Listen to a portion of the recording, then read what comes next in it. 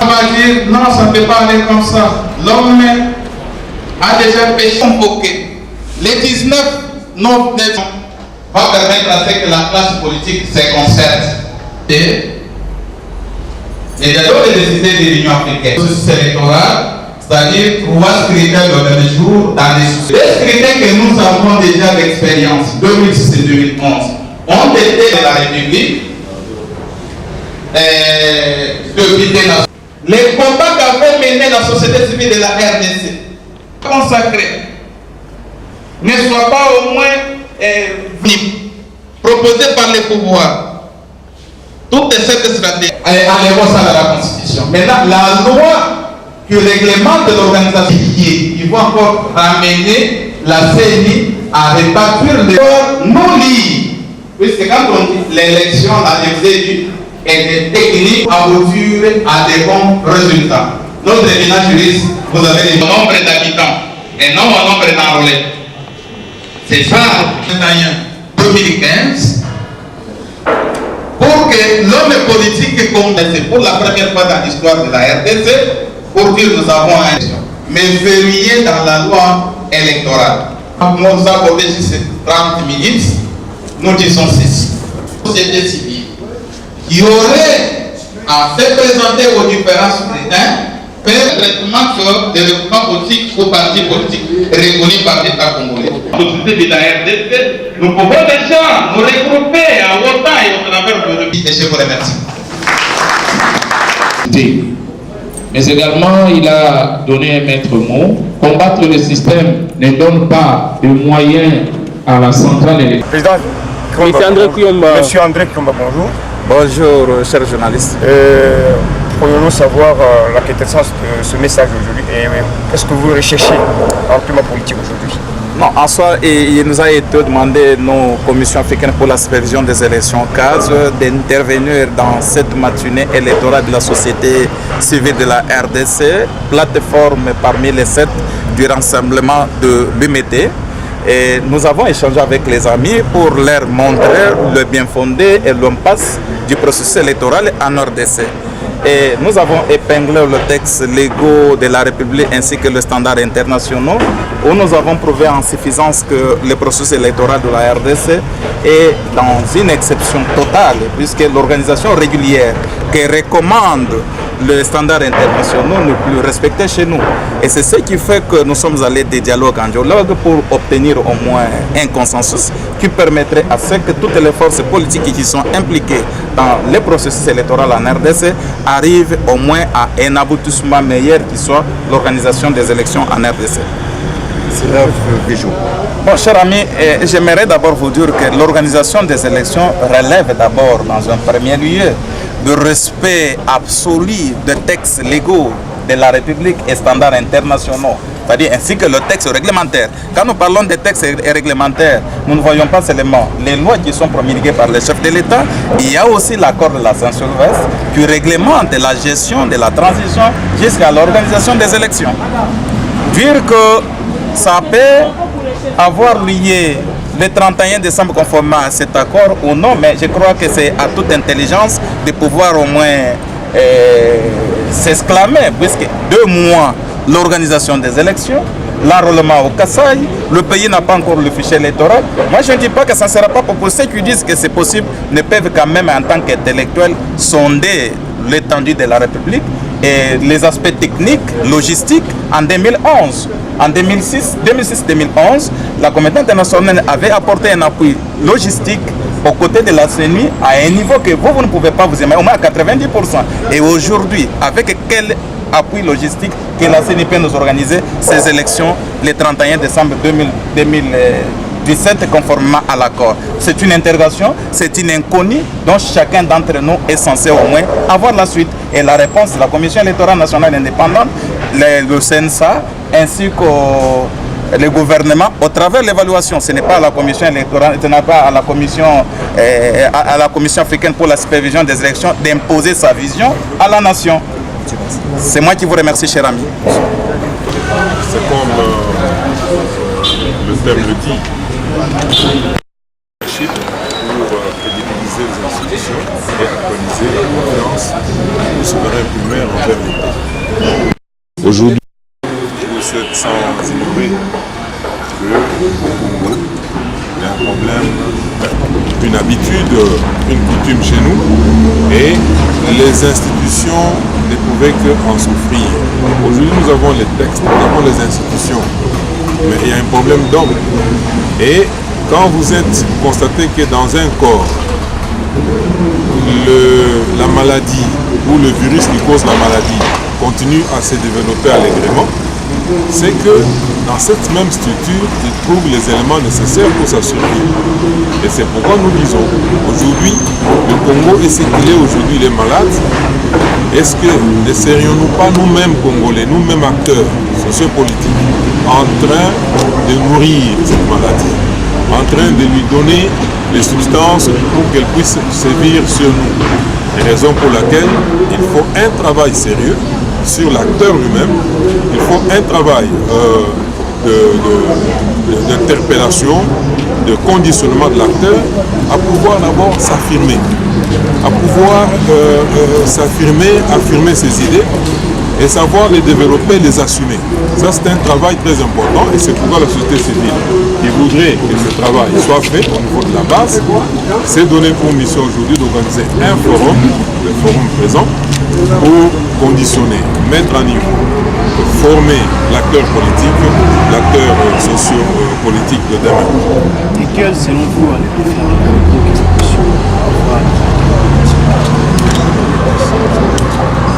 Oui, il y a des grands défis. Le premier défi, c'est d'abord de trouver ces acteurs qui viennent, qui sont imbus des valeurs de notre société, et qui viennent juste pour défendre ces valeurs, des acteurs indicateurs de ces valeurs à tous les niveaux, dans tous les secteurs de la société. Et nous pensons qu'il faut des nouveaux concepts. Ces nouveaux concepts, c'est-à-dire nous attaquons la maladie là où elle se cache, donc dans ses derniers retranchements, dans ses moindres retranchements, pour savoir dans tel domaine il y a tel aspect qui mine ce domaine, et nous mettons en place un nouveau concept pour cet aspect-là, et nous conditionnons les acteurs à pouvoir assumer ce nouveau concept en termes d'actions à mener et de sensibilisation à mener auprès des autres acteurs, surtout dans ce domaine-là. Ainsi, si nous aurons travaillé dans plusieurs domaines à la fois, nous allons penser que, d'une manière générale, au final, tous ces secteurs retrouveront une bonne santé et que le pays, dans l'ensemble, pourra bien marcher. Président, il faut bien comprendre. Nous avons fait, ou nous sommes en train de faire, une perspective et une étude de causes qui ont fait que nous soyons là où nous sommes et les moyens de pouvoir en sortir. Au-delà de cette étude, il y a un conditionnement sur les acteurs qu'il faut opérer. Parce que si on ne travaille pas sur l'homme, l'individu lui-même, les textes, les idées ne vont pas travailler d'elles-mêmes. Il faut qu'il y ait les hommes qui les assument et qui font que ces idées se traduisent en actes. Et c'est ça le cadre que nous organisons aujourd'hui.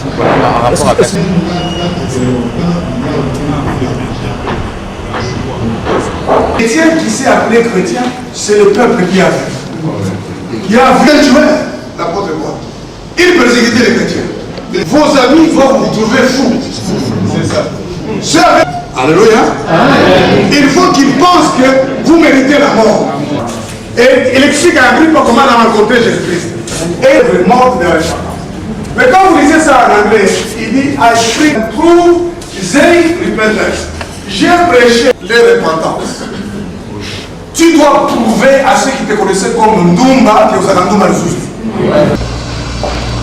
Une des valeurs, c'est changer de cœur pour se battre pour la justice. Parce que le problème du Congo, c'est un problème de mentalité. Nous n'avons pas de valeurs de référence.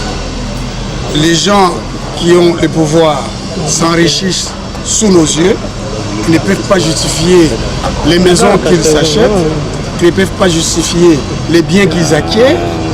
Juste après un mois au pouvoir, 3 mois, 3 ans, même 10 ans après, ils sont immensément riches, alors que le peuple est de plus en plus pauvre.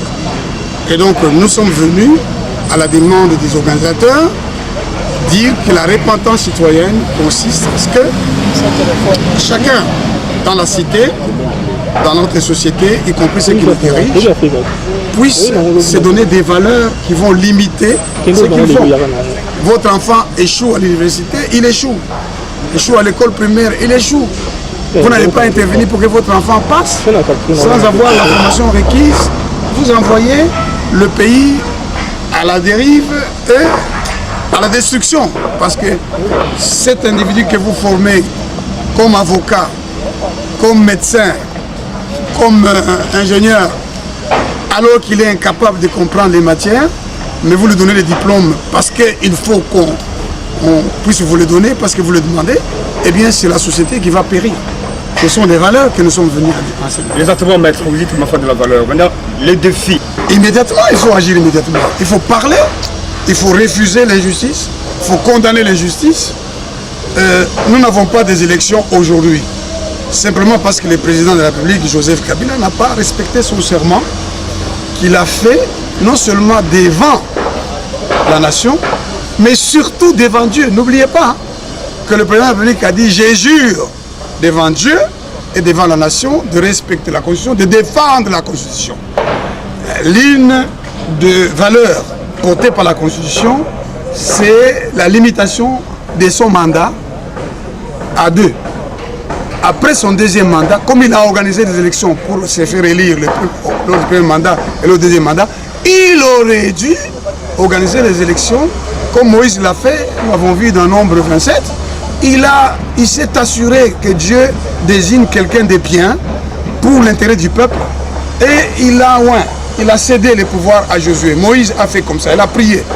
Le président Kabila aurait dû lui aussi dire « Seigneur, donne-nous, comme j'ai prêté serment devant toi, mon mandat prend fin en décembre 2016, donne-nous quelqu'un de bien qui va poursuivre la bonne œuvre, s'il a fait une bonne œuvre. » Mais par contre, lui et les siens ont préféré interpréter la Constitution dans le sens de rester encore au pouvoir et de nous mettre dans l'incertitude parce que nous ne savons même plus quand est-ce qu'il y aura les élections. L'accord ne peut pas être au-dessus de la Constitution, mais cet accord dit que les élections seront organisées conformément au délai convenu, qui peut être revu. Donc, un groupe d'individus s'est emparé du pouvoir et décide que les élections auront lieu au jour qu'eux ils veulent, au lieu que ce soit conformément à la Constitution. Nous demandons au président de la République de se repentir, de n'avoir pas respecté la Constitution sur ce point, de se repentir devant Dieu et de se repentir devant la nation pour que le Seigneur soit avec lui et sa famille, et qu'il sache que c'est sa responsabilité. S'il n'y a pas de... Nous ne changeons pas, n'est-ce pas, d'autorité, de système dans la paix, et qu'il y a des gens qui commencent à se battre, c'est lui qui est le premier responsable.